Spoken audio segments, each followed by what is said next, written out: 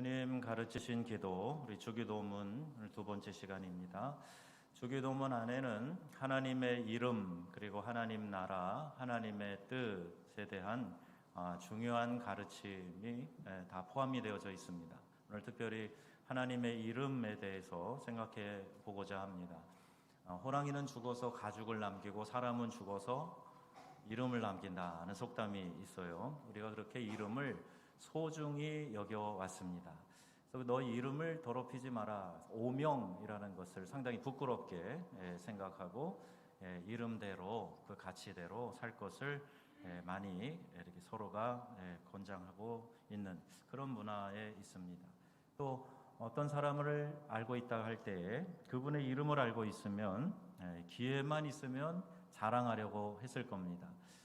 제가 한국에 와 보니까 문화가 바뀐 게 명함을 많이 주지 않더라고요. 근데 전에는 명함 돌리는 게 아주 기본이었는데 그 명함을 새겨가지고 내가 이런 이름을 가진 사람입니다라고 이야기하고 때로는 유명한 사람과 내가 교제를 갖고 있다 하는 것에 대해서 자부심을 가지려고 하고 내가 누구를 안다. 그 사람이 나의 친구다. 지난주에도 만나서 교제했다. 이런 이야기를 통해서 그 관계를 통해서 나의 존재감을 좀 증명해 보려고 하는 그런 노력이 누구에게나 다 크고 작게 있습니다. 그런데 중요한 것은 그분도 나를 알아야 되는 것이지 나 혼자 그분을 알면 별로 의미가 없어요. 아이들이 유명한 연예인들에 대해서 막 속속들이 다 아는데 근데 그 사람은 나를 전혀 알지 못한다. 그럼 별로 의미가 없는 거죠. 근데 이런 의식은 교회 안의 신자들도 마찬가지입니다. 이른바 큰 교회에 대한 의식, 또 잘못된 컴플렉스도 거기에 있고요. 개척교회 다니면 교회 이름조차도 잘 이야기를 안 해주려고 하는 그런 풍토도 있습니다. 반면에 매스컴에 나오는 유명한 목사님을 내가 조금 안다. 그러면 그걸 자랑하는 분도 있고 전혀 알지 못해도 굉장히 친숙한 사람인 것처럼 그렇게 오해하고 사는 경우도 있습니다. 서로가 알아야 되지요. 근데 기도가 바로 우리 하나님과 내가 서로 알고 만나는 그런 특권의 시간이 바로 기도라는 겁니다. 내가 자격이 없지만 예수님을 통해서 만왕의 왕이신 하나님을 알게 됐고 또 그분과 만나는 시간을 갖는 것, 이것을 기도라고 하는 겁니다. 하나님과 깊이 만나면 이 세상에 높고 낮은 것, 유명하고 유명하지 않은 것, 이거 그렇게 중요한 것이 되지 않아요. 여러분의 이름을 누가 지어주셨습니까? 여러분의 이름의 의미는 어떤 것입니까? 쉽게 짓는 이름도 물론 있겠지만 의미를 담고 담아서 지어주는 그런 이름도 있어요. 저는 맑을 형자 높을 준자를 씁니다. 성경에 그런 인물이 누가 있는가 이렇게 생각하면서 89년에 우리 선교사님들과 영어 훈련할 때 제 영어 이름을 지었는데 요셉이라고 지었어요. 조셉이 제 영어 이름입니다. 그 인물을 생각하면서 한국 이름하고 비슷한 것을 찾아보게 되었고 또 종종 그렇게 살았으면 좋겠다. 이름대로 살면 좋겠다. 이런 생각을 합니다. 성경에 나오는 모든 사람들은 다 그 이름의 뜻을 가지고 있어요. 예수님조차도 예수라는 말 여호수아와 어원이 같은데 여호와가 구원자이시다. 이런 뜻을 가지고 있습니다. 나오미라는 이름이 나오죠. 룻기에. 나오미는 우리의 즐거움이라는 뜻인데 그런데 나오미가 나를 이제 나오미라 부르지 말고 마라라고 불러라. 그러죠? 쓰다, 괴롭다. 그런 이름이에요. 말륜, 기륜 아들 다 이방 땅에서 모압 땅에서 잃고 남편도 잃고 혼자 이렇게 고향에 돌아오면서 그렇게 이야기를 합니다. 애굽 땅에서 국무총리가 된 요셉도 아들을 낳았는데 아들의 이름을 큰아들은 므낫세라고 지었어요. 이제 앞에 고통스러운 것들을 다 잊어버린다 그런 뜻이에요. 둘째 아이의 이름은 에브라임입니다. 에브라임은 풍성함을 나타내는 단어이죠. 이렇게 이름은 존재 자체의 의미, 또 명예, 인격 이와 같은 것들이 이름에 담겨져 있어요. 그럼 하나님은 엄밀히 말해서 이름이 없으신 분이죠. 이름을 붙여서 특징을 이야기할 수가 없어요. 이름으로 그분의 존재를 설명하고 의미를 규정 지을 수가 없어요. 하나님께서 당신의 이름을 사용하신 것은 우리와 소통하시길 원하시기 때문에 자신을 나타내 주시기 위해서 적극적인 사랑을 우리에게 보여주신 것이다. 이렇게 이해할 수 있습니다. 우리의 개념 안으로, 우리가 소통하는 방식 안으로 하나님께서 찾아와 주신 것이죠. 하나님의 이름을 우리가 야훼라고 알고 있습니다. 근데 모세가 하나님에게 직접 이름을 물어봤을 때 하나님은 그 이름을 가르쳐 주신 것이 아니라 나는 스스로 있는 자다. I am who I am. 이렇게 이야기를 하셨어요. 그러니까 직역하면 나는 나다. 이렇게 하나님이 당신의 이름을 알려주셨습니다. 그래서 하나님의 이 이름, 야훼라고 지금 우리가 알고 있는 이름조차도 그들은 부르지 못했습니다. 그 이름이 성경에 이렇게 알파벳이 새겨져 있으면 읽거나 그것을 소리내서 읽거나 쓰지 못하고 아도나이라고 이렇게 대치해가지고 주라는 의미가 담겼죠. 고쳐 읽기도 했고 성경을 필사하는 서기관들이 야훼 이름이 나오면 몸을 굽혀 절하고 정결케 하고 의관을 가다듬고 그리고 글씨를 써나갔던 거예요. 하나님의 거룩하신 이름은 우리가 함부로 부를 수 있는 그런 이름이 아닙니다. 우리 육신의 부모님 함자를 부를 때도 조심스럽게 하는데 하나님의 이름을 망령되이 함부로 그렇게 부르는 일이 되어서는 안 된다는 거죠. 성경에 분명히 신명기 5장 11절에도 이 말씀을 하고 있어요. 여호와의 이름을 망령되이 일컫지 말아라. 망령되다라는 말은요, 헛되이, 경솔하게, 함부로 사용하지 말라는 그런 의미를 담고 있어요. 영어 성경에도 다양하게 표현하고 있는데 영어 성경에는 in vain이라는 단어가 제일 많아요. 헛되게 부른다는 거예요, 여호와의 이름을. 그리고 잘못 사용하는 경우, 그 다음에 악의의 목적으로 사용하는 경우, 이렇게 evil purpose라고 이렇게 번역되어 있는 것들도 있습니다. 하나님은 스스로 존재하시는 분이세요. 그래서 인간에 의해서 어떤 것에도 하나님은 침해를 받지 않으시는 분입니다. 하나님은 거룩하신 분이세요. 이것이 하나님의 속성이라고 하는 겁니다. 우리 수요 예배 때마다 교리 학습할 때 하나님의 속성에 대해서 여러분 배우셨는데 하나님은 스스로 존재하시는 거룩하신 분이다. 우리가 이렇게 배워서 알고 있어요. 이사야서에서 하나님의 영광이 가득한 그 성전에 스랍이 날면서 거룩하다 거룩하다 거룩하다 만군의 여호와 이렇게 하나님을 찬양하는 그런 모습이 나오죠. 자, 이것이 거룩하신 존재인 하나님 앞에 설 때 그 어떤 피조물이라도 가져야 될 그 자세라는 겁니다. 하나님에게서 거룩을 생각하지 않으면 하나님을 우리가 이해할 수조차 없어요. 구약 제사 제도의 핵심은 제물에 있는데 그 제물은 어느 것이라고 하더라도 흠 없는 제물이 되어야 됩니다. 온전하고 흠 없는 것을 하나님께 제물로 바칠 수가 있었던 거예요. 궁극적으로는 흠 없는 제물 예수 그리스도를 상징하는 것이지요. 하나님은 우리의 삶에서도 거룩을 찾고 계십니다. 내가 거룩하니 너희도 거룩하라. 이렇게 말씀하고 계세요. 우리 하나님은 죄를 조금도 용납지 않으시는 분입니다. 우리가 흔히 착각하는 것이 있어요. 사랑의 하나님이시기 때문에 그냥 다 덮어주실 거라고 생각하는데 하나님은 죄를 용서해 주셔서 해결해 주시는 분이지 우리가 죄를 자백하고 용서를 구하고 회개할 때 용서해 주시는 분이지 없다고 내가 퉁치게 덮어주시는 하나님 아니세요. 하나님의 공의의 속성상 절대로 그렇게 하실 수 없는 분이십니다. 그래서 친히 하나님께서 육신을 입고 이 땅에 오시고 대신 죗값을 지불해서 십자가에 달려 처형당하시고 그 죽음의 권세 안에서 눌려서 계시다가 3일 만에 부활하신 거예요. 여러분, 이 예수님을 우리가 진심으로 믿고 우리 주님으로 영접하고 하나님을 믿고 살아간다면 하나님의 명령처럼 우리가 거룩한 삶을 살아야 갈 줄로 믿습니다. 살아가야 돼요. 거룩한 삶을 삶의 지향점으로 놓고 살아가야 됩니다. 저는 육신이 연약해서 어쩔 수 없는 죄인이니까 이거 다 핑계예요. 하나님의 명령이 준엄한데 어떻게 그런 핑계 속에 숨을 수가 있습니까? 하나님, 오늘도 거룩한 삶을 살게 하여 주시옵소서. 내가 거룩하니 너희도 거룩하라 하는 이 말씀은 우리가 거룩한 삶을 못 사는 게 아니라 살 수 있도록 하나님 도와주시겠다 하는 화자의 의지, 하나님의 의지가 거기 포함되어져 있는 거예요.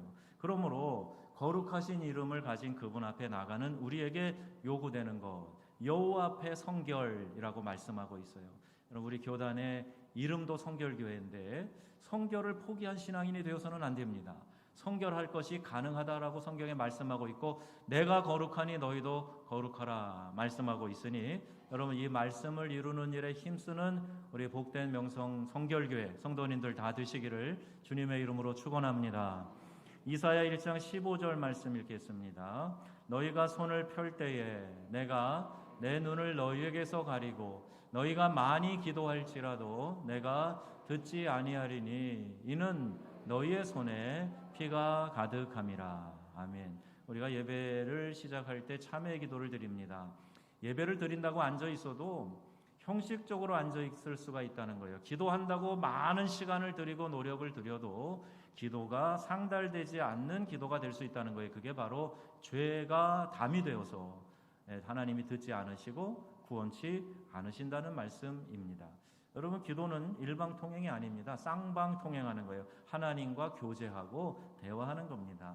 내가 혼자 열심히 한다고 되는 것이 아니에요. 이게 염불하는 거죠. 내가 어떤 것을 놓고 간절히 내 의지를 투영해서 쏟아놓는 게 이게 염불입니다. 근데 기도는 하나님과 대화하는 거예요. 하나님과 교제하는 겁니다. 내가 마음을 하나님께 아뢰일 때 하나님이 주시는 음성을 듣고 내 마음이 거기에 연동돼서 변화되는 과정이 있는 거, 이게 기도란 말이에요.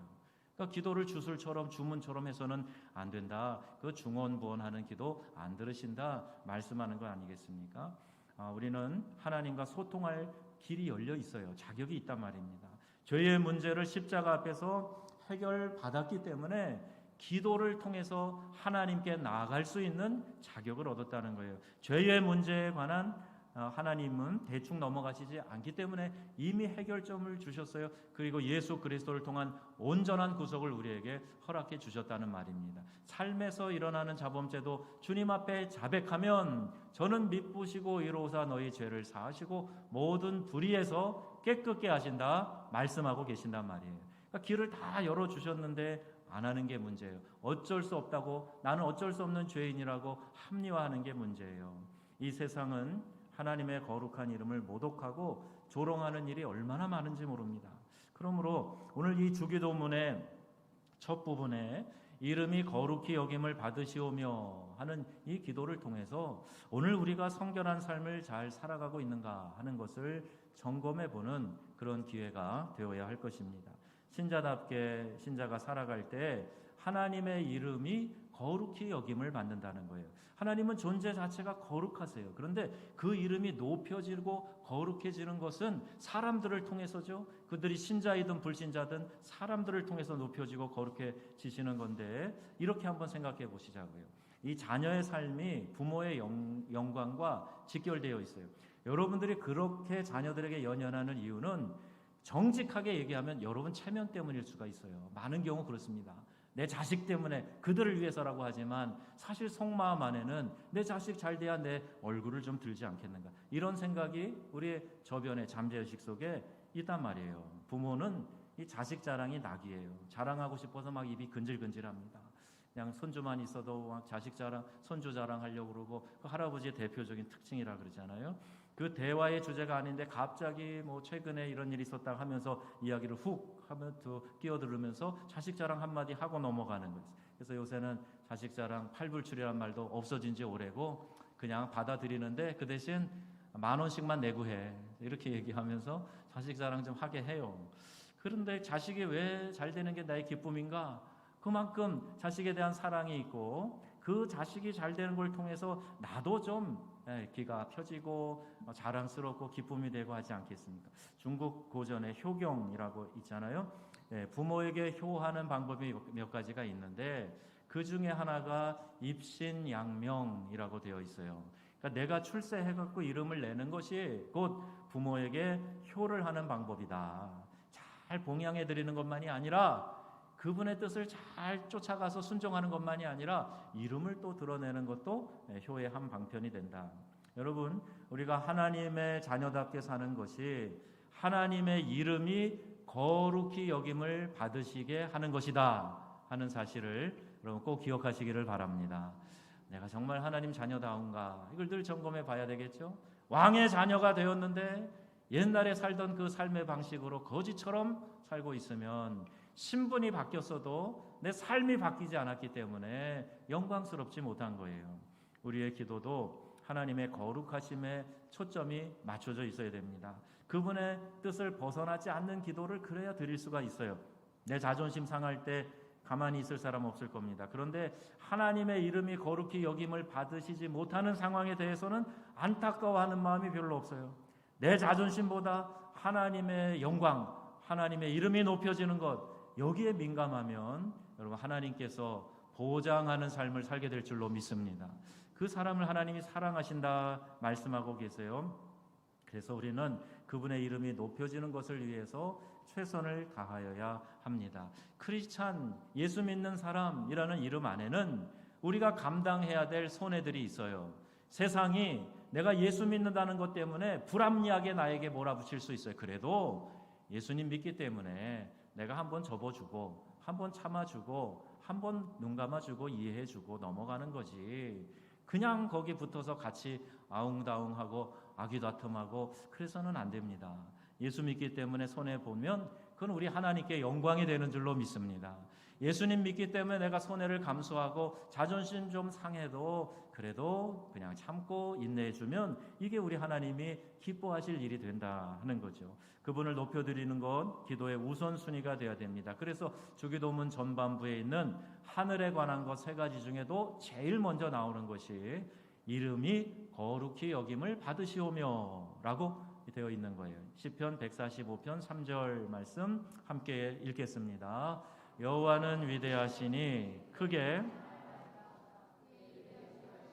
측량하지 못하리로다. 아멘. 요새 수요일날 교리 학습하면서 여호와의 광대하심에 대해서도 우리 지난 주일 오후에도 말씀드렸어요.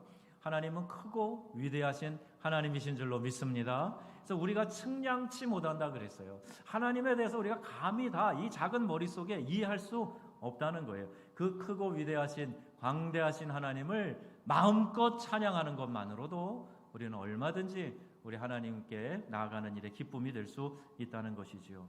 기도에서 추구해야 될 것이 무엇인가? 기도할 때 하나님의 성품과 그분의 능력과 그분의 사랑에 푹 빠져들어가는 것, 이걸 기도에서 추구해야 돼요. 하나님께 몰두하고 그분을 온전히 우리가 알고 하나님의 영광에 집중할 수 있다면 그 다음에 막 구체적인 다른 기도 할 필요도 없습니다. 하나님의 영광 속에 빠져들기만 하면 우리의 마음 교통정리가 다 돼버려요. 생각이 복잡하다 그러죠. 이 생각이 복잡한 거 여러분 하나님께 다 쏟아내 보셨어요? 하나님이 내 삶의 내 생각 속에도 파고 들어오시면 어느 작가의 이 책 제목처럼 내 생각 속에도 파고 들어오시는 하나님이시라니까요. 그러면 그런 것들을 온전히 하나님이 정리해 주시고 깨끗게 해주시고 시원케 해주신다는 말이에요. 문제는 내가 그 하나님과 깊은 교제 가운데 영광의 하나님께 집중하고 있느냐 하는 겁니다.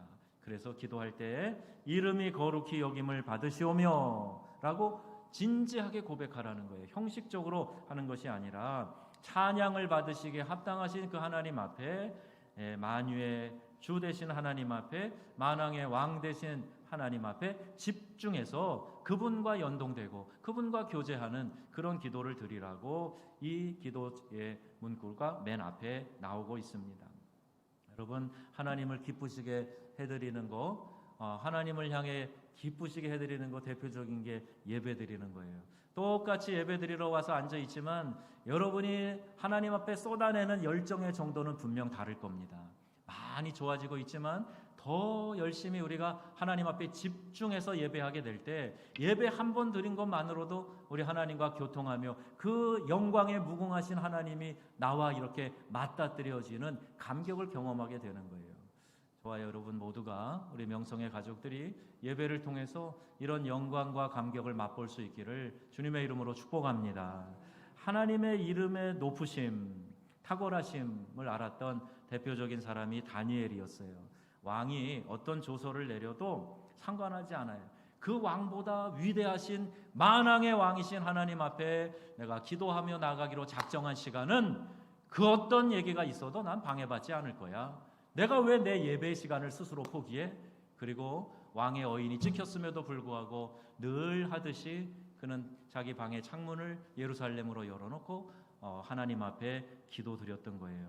안타깝지만 새 왕을 섬긴, 왕조가 바뀌고 나라가 바뀌어도 총리 대신으로 일했던 다니엘, 그가 너무 아까운 인재였어요. 그러나 한 말이 있으니까 왕의 체면에 사자굴에 넣어라 그랬는데 밤이 지나도록 상함이 없어요. 아침에 보니까 살아있어요. 그가 이렇게 얘기합니다. 이제 사람들이 다 다니엘의 하나님 앞에서 떨며 두려워할지니 그는 살아계신 하나님이시요 영원히 변하지 아니하실 이시며 그의 나라는 멸망하지 아니할 것이요 그의 권세는 무궁할 것이며. 이렇게요. 이방인 왕이에요. 메데라는 나라의 왕, 다리오 왕이 자기는 믿지도 않는, 알지도 못하는 하나님이지만 다니엘을 통해서 알게 된 하나님, 다니엘을 통해서 깨닫게 된 그 하나님의 위대하심을 찬양하고 있습니다. 소년 다윗이 골리앗을 대적한 동기는 하나예요. 그것은 그 이방인의 입에서, 블레셋 사람 장군 골리앗의 입에서 나오는 여호와 하나님의 이름을 모독하는 것을 그가 들었기 때문이에요. 젊은 소년이었지만, 아직 전쟁터에 징집되지도 않을 어린 소년이지만, 그러나 여호와 하나님의 이름을 욕되게 하는 일에 대해서만큼은 내가 참을 수 없다. 이 끓는 열정이 여기서 올라온 거예요. 하나님을 사랑하는 마음 때문에 골리앗이 저렇게 경거망동하게 하고 여호와 하나님의 이름을 모독하는 것에 대해서 내가 참을 수 없다. 그리고 그가 작정하여 나가 돌멩이 하나로 거인 장수 골리앗을 떨어뜨리고 쓰러뜨리고 승리합니다. 여러분, 하나님은 물리적인 힘에 의하여서 역사하신 하나님이 아니세요. 위대하신 그 하나님은 우리가 얼마나 그 하나님을 존중해드리고 그 하나님을 영광스럽게 생각하느냐에 따라서 그 힘의 역사가 달라진다는 말입니다. 여러분 스스로가 무능하게 느껴지시고 나는 왜 이렇게 힘이 없어, 그런 자괴감이 드신다면 여러분 자신이 하나님을 그렇게 높이고 있는가를 먼저 점검해 보셔야 돼요. 내가 정말 하나님을 내 중심을 다해서 모시고 그분의 영광을 위해서 살아간다면 하나님 앞에서 살아가는 여러분의 삶에는 거침이 없을 것을 믿습니다. 오늘 이 말씀을 여러분이 깊이 새기셔야 돼요. 영원히 홀로 영광이신 분이 하나님이세요. 그런데 우리에게 하나님을 높여드리라 하는 말씀은 무엇인가? 하나님을 인정 안 해드리면 하나님이 서운해하시는 하나님이 아니에요. 하나님의 이름이 스스로 깎여지는 하나님 아니에요. 그런데 우리 편에 유익하기 때문에 말씀하시는 겁니다. 하나님을 높여드리는 만큼 우리의 삶이 존귀하게 되기 때문에 너희는 하나님의 이름이 영광스럽게 되는 일을 먼저 기도하고 그 일을 추구하라는 말씀이에요. 그러므로 기도의 핵심은 그분을 높여드리는 데 있어요. 그분을 만나보는 겁니다. 기도의 핵심은 그분을 경험하는 데 있는 거예요. 그분을 높여드리면 이미 내 삶의 모든 문제는 아무것도 아닌 것이 되기 때문입니다. 파리에 있을 때 관광객들이 오면 꼭 오페라 극장 앞에 와요. 거기 예쁘다고 사진들을 찍고 갑니다. 근데 뭘 좀 아는 사람은요, 표를 끊고 안에 들어옵니다. 안에 들어오면 더 멋있어요. 야, 이렇게 생겼구나. 그리고 막 로비에 막 샹들리에에 막 멋진 광경을 보면서 황홀해합니다. 그런데 더 좋은 것은 오페라를 구경하는 거예요. 직접 막 무대가 바뀌어가는 것, 배우들이 화려한 의상으로 나와서 노래하면서 연기하는 거 보는 거예요. 그리고 거기 보니까 더 좋은 게 뭘까? 더 영광스러운 게 뭘까? 더 익사이팅한 즐거움이 뭘까? 생각해 봤더니 오페라 감상하고 난 다음에 거기에 출연했던 사람과 함께 차 한잔 마시는 거예요. 그 안에 카페에서 차 한잔 마시면서 이야기를 나누면 이거보다 더 영광스러운 게 없겠다. 제가 그런 생각했어요. 그래서 교회에 있는 성악하는 친구들한테 거기서 공연 좀 한번 해. 나 차 좀 한번 마시게. 이런 얘기 자주 했거든요. 즐거울 것 같아요. 여러분, 기도가 그런 겁니다. 그분이 얼마나 놀라운 분인가를 체험하는 게 기도예요. 간구하고 응답받는 것에 막 관심을 갖는 게 아니라 내가 그 하나님의 광대하심을 체험하는 것, 그걸 기도를 통해서 맛볼 수 있다는 겁니다. 문제가 있고 목적이 있어서 부모에게 와갖고 막 아양 떨면서 아빠 그러고 이야기하면요, 가슴이 좀 덜컹 겁이 나요. 이게 무슨 소리를 하려고 그러나. 야, 빨리 본론으로 들어가 봐라. 이렇게 이야기하게 될 때가 있어요. 함께 모여 기도하는 시간에 또는 개인적으로 조용히 골방에서 우리 주님을 묵상하면 낙심과 절망 중에도 소망이 우리 안에서 솟아올라오게 됩니다. 우울할 수밖에 없는 상황 안에서도 우리가 기쁨이 샘솟는 것을 경험하게 되는 거예요. 우리 하나님을 깊이 묵상하고 그분과의 교제 안으로 들어갈 때, 그분을 만나는 그 감격스러운 것을 경험할 때 내 상황이 바뀌지 않았어도 이 안에서 막 용기와 소망이 올라오기 때문에 얼마든지 극복할 수 있는 힘이 된다는 말입니다. 여러분 안에 이와 같은 즐거움과 힘이 있으시기를 축복합니다. 성경에 기뻐하라는 말은 많이 나오는데 이걸 처음에 명령형으로 되어 있어서 이해를 잘 못했어요. 아니, 기쁨은 기뻐할 감정이 있어야 기뻐할 텐데 기뻐하자 그런다고 기뻐지는가? 그런데 여러분 이 말을 살짝 바꿔서 기도하라로 바꿔보세요. 그러면 이해가 됩니다.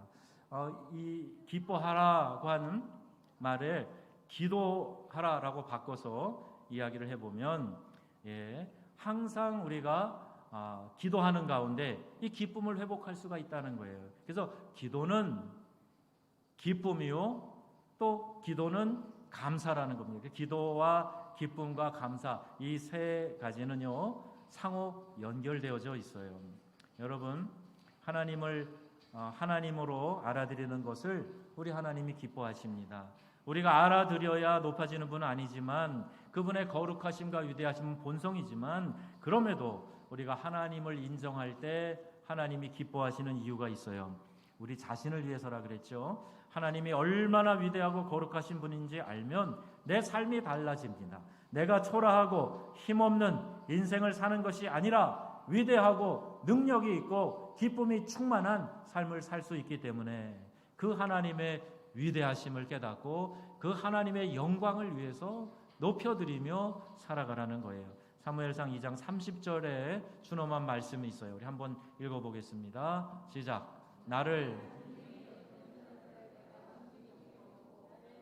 멸시하는 자를 내가 경멸하리라. 아멘. 하나님을 존중히 여기는 자를 내가 존중하겠다. 여러분, 위대하신 그 하나님을 위대하시다고 하고 그 감격 속에 내가 들어가는 것, 하나님이 기뻐하시고 그 사람을 존중히 여기신다는 말이에요. 아이들이 커서 장성하면 철이 안 든 아이들은 자기가 잘해서 그런 줄 알아요. 그래서 좀 철이 들면 그때 엄마가 내가 하기 싫어할 때 악기도 가르쳐주고 또 공부하라고 또 그렇게 막 체근도 해주시고 또 이렇게 좋은 말씀도 해주시고 먹여주시고 입혀주셔서 내가 이렇게 컸지, 그 깨닫는 거예요. 아이가 성숙해지면 부모님의 은혜를 깨닫게 되는 거죠. 철없는 아이들은 다 지가 잘나서 그런 줄 압니다. 근데 이렇게 성숙해져서 부모님의 은혜를 알고 부모님의 존재의 귀중함을 느끼며 감사하는 그 자녀를 볼 때 부모의 마음이 얼마나 감격스럽고 기쁘겠어요. 마찬가지예요. 우리가 하나님의 그 크심을 알고 위대하심을 알고 그분을 기뻐한다면 그 기쁨이 곧 다시 나에게 반영이 되어서 나의 기쁨으로, 능력으로, 나의 축복으로 되돌아온다는 거예요. 내 자녀가 이제 성숙했구나, 그 자라는 모습을 보고 기뻐하는 부모처럼 하나님이 우리를 보고 기뻐하신다는 말이죠. 필요할 때만 부르짖고 응답받고 상황이 좀 나아지면 팩 돌아서고 다시 나태해지고 게으러지고, 여러분 이건 기도가 아닙니다. 관계가 아니에요.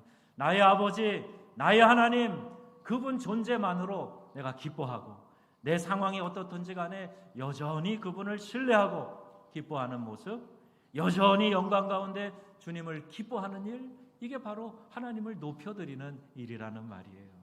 여러분 한번 따라해 보세요. 주님은 나의 기쁨입니다. 주님은 나의 즐거움입니다. 왜 이렇게 우울하게 하세요? 기뻐하면서 좀 해보세요. 주님은 나의 기쁨입니다. 주님은 나의 즐거움입니다. 이렇게 고백하는 것이 기도의 가장 우선순위에 있어야 할 거다라고 예수님이 가르쳐 주신 거예요. 이름이 거룩히 여김을 받으세요. 저를 통해서, 내 주변을 통해서, 우리 가족을 통해서, 우리 교회를 통해서 하나님의 그 놀라우신 이름이 거룩히 여김을 받으시기를 원합니다. 이 기도만이에요. 현대인은요, 끊임없이 자기의 필요와 욕구를 채우려고 그래요. 내 욕구와 필요가 안 채워지면 어린아이처럼 막 짜증냅니다. 옆에 사람 괴롭혀요. 그래서 내 욕구를 채우려고 하는 본능이 우리 모든 현대인들에게 가득 차 있어요. 아무리 채워도 다 채워도 끝이 없어요. 끝없이 욕구를 채우려고 합니다. 여러분 보세요. 여러분 옆에 있는 사람 보세요. 아, 이만하니 됐다라고 자족하는 사람 별로 없을 겁니다. 뭔가 얻었어도 잠깐 기쁘고 그 다음에 또 다시 더 큰 걸 얻기 위해서 전전긍긍하는 게 오늘 우리들의 삶의 모습이에요. 기도의 첫 번째 조건은 초점을 정확히 잡는 겁니다. 하나님 한 분으로 만족합니다. 예수 그리스도가 나와 함께 하시니 그것으로 만족합니다. 주님은 나의 기쁨입니다. 주님은 나의 모든 것입니다. 이렇게 고백하고 우리 하나님 앞에 나아가기를 우리 하나님이 원하고 계신다는 거예요. 아버지를 찾는 사람에게 집중할 것은 하나님과 나와의 관계예요. 내가 지금 하나님과 얼마나 친밀한 관계를 맺고 있느냐에 있습니다. 멀리 두고 있으면 안 돼요. 하나님과 거리 두기 하지 말고 친밀하게 할 수만 있으면 가까이 다가가야 돼요. 이게 바로 영적인 성숙도이고 이게 바로 우리 안에 나타나는 기쁨의 척도가 되는 겁니다. 그 관계를 깨닫게 되면 하나님의 이름을 더 높이 올려드리는 삶을 살게 되겠지요.